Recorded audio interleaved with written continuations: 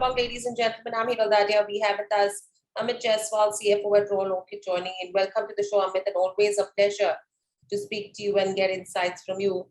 Amit, how well, as we've been discussing, how well has the hotel industry recovered? Because clearly, if you see, the demand situation has completely changed. Bookings have started to increase.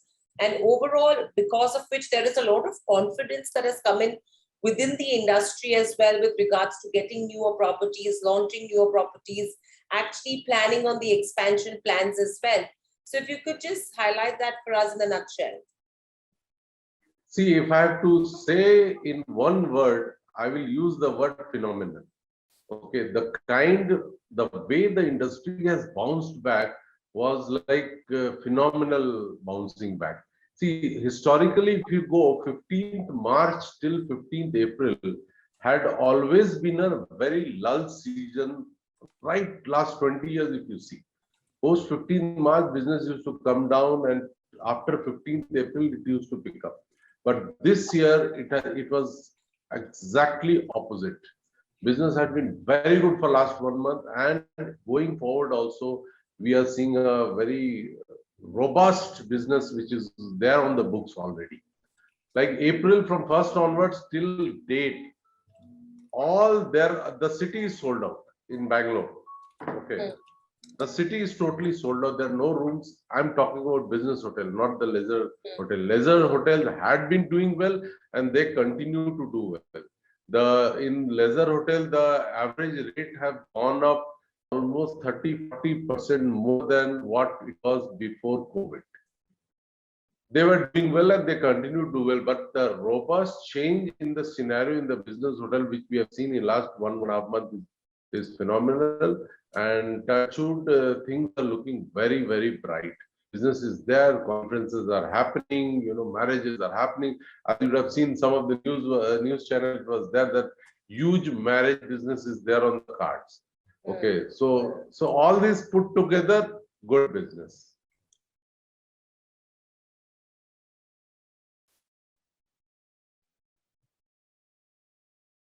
Right. So overall, with all of this, Amit, clearly we are saying that there is a good revival, a good growth story that's coming out as well.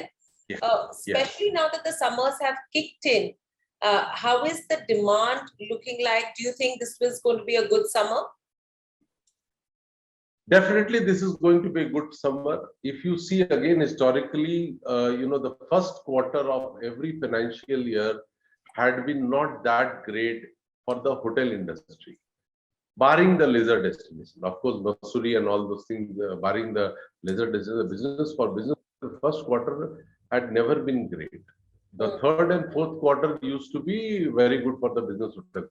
But this year, the first quarter is looking very good.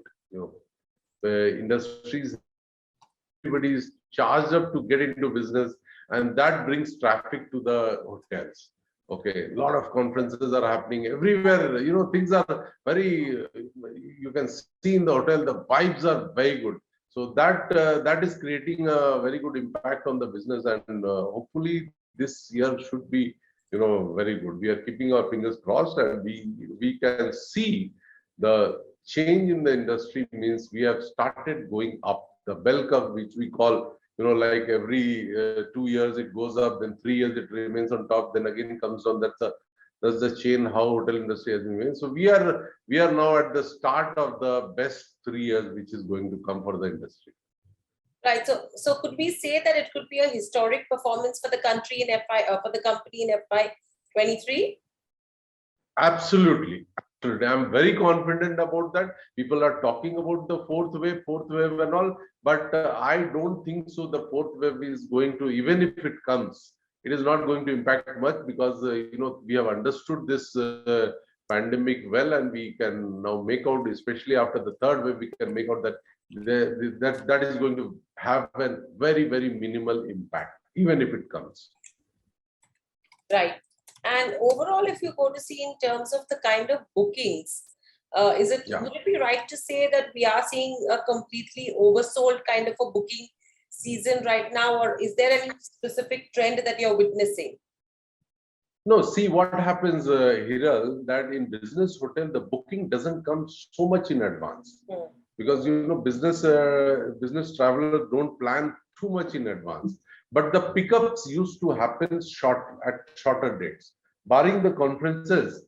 Pickup happens, which we can see that in last 11 days, most of the hotels were sold out, 90-95% occupancies, which we are doing right now. And we have seen also the growth in the average rate. So seeing the trend, I can make out that the season is going to be very, very good. And those days are again come back when we used to, as the senior management, used to get calls for getting one room here and there and all. So those days have come back. So we are seeing that good impact. Right. In between, Amit, we would see a lot of offers being offered by hotels, to start getting that traction. Now, do you think Yes. there is a need to get these discounts overall, or do you think just without the discounts itself, the traction is being created? No, no, no. The traction has been created without the discount also. But discounts are the ways of, putting the things in the limelight. Yes, there is some offer there. But otherwise, if you really look at it, the discounting is only for fewer rooms. It's not that you can get a lot of rooms under discount. Just to be show the presence and just to reach the customer base, these things are offered. But I don't think so. The industry requires any kind of discount going forward. Right. And clearly now that we know that India has started international flights as well, is that something which is also providing great momentum with regards to international people coming in from a holiday perspective? See, as far as international traffic coming into, that's a very good sign. Yes, definitely we need the international traffic. What happens is the luxury hotels gets good business from the international traffic. We are not in the luxury segment, Mm. but if the luxury hotels are getting good business, then our segment is untouched. Generally, what was happening earlier was that the luxury brand used to enter into our segment, which used to impact our occupancy as well as the ARR. But now with the international travelers coming in, so I feel so that our segment will be, better off, and probably we will be able to see a better ARR with the international travelers coming. Okay. And clearly currently, what's the kind of occupancy rate we are running? See, last 1 month we are seeing an occupancy of 80% plus, but on an average basis, 70-75% occupancy, which is a good occupancy as far as the business hotels are concerned, which we have reached, and the 30-40% jump in ARRs also has happened in last 1 month, which we feel that it will continue for some time, and we will definitely cross the pre-COVID levels very soon, very soon. Like some of the hotels, if you really look at it, some of the hotels in, like Kashmir, which was not a very good business in last 2-3 years, but Kashmir is started doing very well. Kashmir this month is almost sold out. Most of the hotels are almost sold out. So that is one thing I would like to highlight.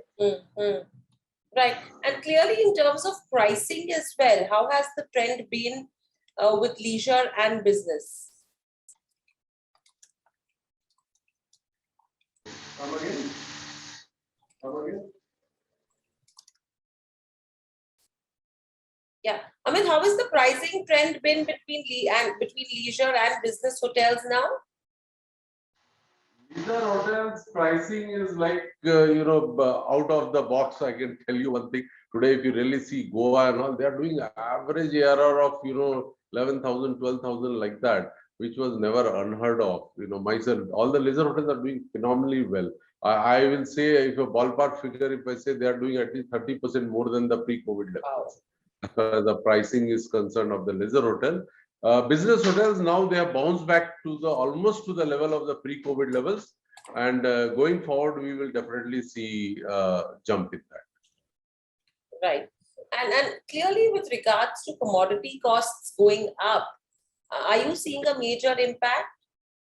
Yes, because the commodity cost and all have gone up, so there is an impact on the cost. But when I talk about the cost, see, there has been a lot of learning from the this pandemic, and we have learned how to operate hotels in a way that guest is not impacted, but our cost level, we have been able to bring it down. The luxuries what we used to have before COVID, those all have been washed out. That is why we can see that the impact on the bottom line is very good. And we have been able to, a hypothetical example I will give you, we are now, we are able to reduce our manpower cost by almost 20-25% Wow. in comparison to the pre-COVID level, because now we have learned how to operate hotel with lesser manpower. So all these things will definitely go down the line, and it will increase our bottom line to a great extent. But of course, there is an impact of the commodity cost going up, so that will take some part of it. But that we don't control, so we have to probably live with that. Right. So from here on, what will the expansion plan look like as well? What's the capex that we are looking like? Because I think the last I remember is we launched the Regenta Suites in Gurugram as well. Simultaneously, the Goa properties, what we're looking at, and you've handed over the Powai land for development as well. So what's the expansion overall looking like? See, as far as expansion is concerned, we are still following that asset light model. We are on to that. And our target is to, by March 23, to cross 100 hotels. But in between, what we are doing is we are also signing a few of the revenue share hotel, where we need to invest some minimal amount, like 5-6 months of deposit plus some working capital. Although the capex is not much, because we always take the complete hotel in all respect. Those hotels only we are signing our revenue share, because that will going to increase our top line also. So that is the plan, and there is no much major revenue, capex which has been planned in time to come, barring some lease deposits and all, which will add a top line and the bottom line also. But otherwise, we are following that management contract route, keeping our company asset light, and targeting 100 hotels by March 23. Right. So 100 hotels by March 23. 23, we'll have 100 hotels. Yes. Right now, at what Yes. number are we? Because the last number I remember was 75 plus. We have crossed 75. We've crossed 75 plus. Yeah. Interesting. And we have almost 15-16 hotels signed up in line. Okay, okay. And apart from this, overall, where are we with regards to the Powai property as well? See, Powai property, we have done a very good deal with our partners in Goa. See, in Goa hotel, we were holding 50% stake, and the 50%, the other 50% stake was held by one company called Vascon Builders, Pune-based a listed entity. So what we did, we gave this Powai land to them, and they gave that 50% stake in the Goa hotel to us. So with this, what we have done is, last 10 years, we didn't had any return from the investment what we had done in the Powai land. So that we have encashed with this stake in the Goa hotel, which is had been doing very phenomenal business. So it will definitely increase our cash flows in a big way. So this is one deal which we have done very soon. And with this, we will be much better off as far as our cash flows is concerned. Goa doesn't have any loan outstanding to their books, and now we'll be able to save the cash flow which in other ways used to go to our partners. Right. And then in Q2 as well, a termination letter in respect of one of your leased hotels was issued, which was under arbitration. So any update on that one? No, the arbitration is going on, because we had issued the termination letter because the owners were not ready to accept the terms which we had signed earlier with them. So based on that, then we said, if you're not accepting, then it's not worth continuing with the hotel. So although it is there in arbitration, let's see the outcome of the, and we are still running the hotel. Right. And very lastly, Amit, in terms of key milestones, one, yes, 100 hotels by 23 is what we should be watching out for. But apart from that, any other key milestones that we are looking at in the next 12 to 24 months? Next 12 months, my milestone as the CFO of Royal Orchid is that I need to cross the EBITDA of 50 crores in this current financial year. So that is the target I have kept for myself, and hopefully we should be able to do it.